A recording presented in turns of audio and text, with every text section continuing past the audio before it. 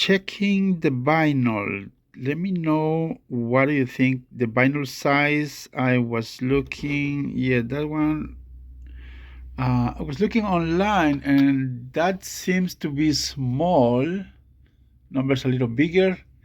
Checking others products also. Bachman has a bigger number, but I might be wrong.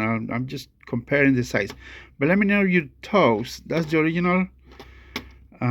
These are the vinyls I designed and put them on this custom model working on. Pretty close. Also, I painted. I'm doing some tests. Let me see. This one spray painted, not sanded. This one I sanded. No, this one. No, this one. Yeah, this one I sanded a little bit. I use a marker.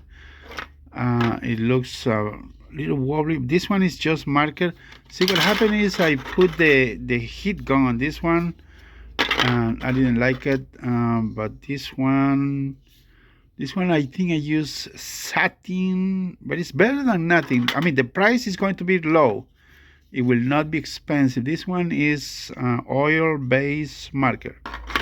Still need to paint this, but I'm checking the vinyls.